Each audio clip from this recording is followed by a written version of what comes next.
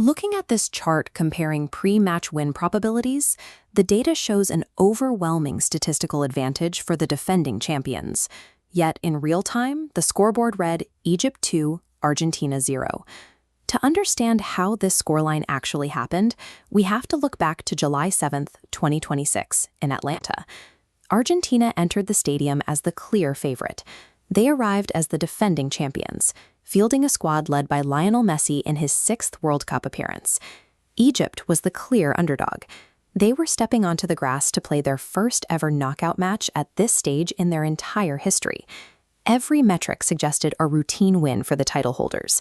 This massive gap in history and tournament experience made the actual result on the pitch look like a statistical impossibility.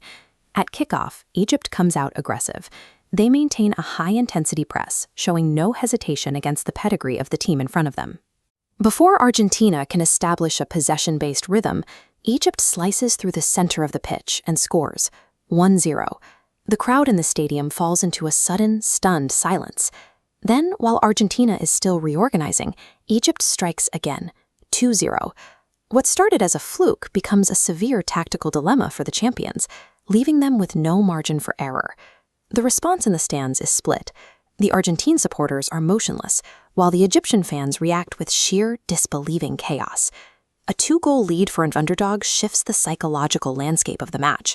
For the reigning champions, the field has suddenly become a trap. But elite squads are built to handle these deficits.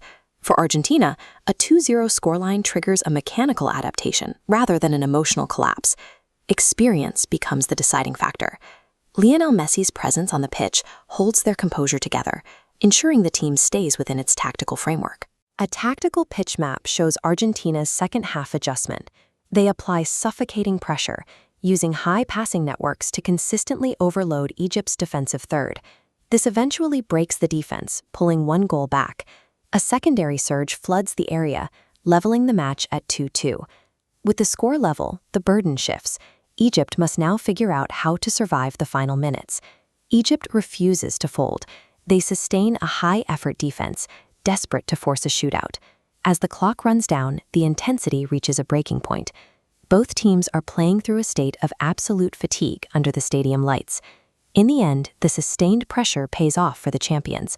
Argentina finds a 3rd goal, taking a 3-2 lead and securing their position.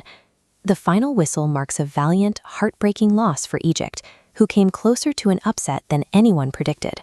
Argentina moves on with the win, but their performance revealed clear defensive gaps that future opponents will certainly look to exploit. At the final whistle, the Egyptian players collapsed to the grass, having exhausted every physical resource they had.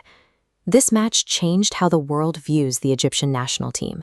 They earned a level of international respect that was missing before the tournament began.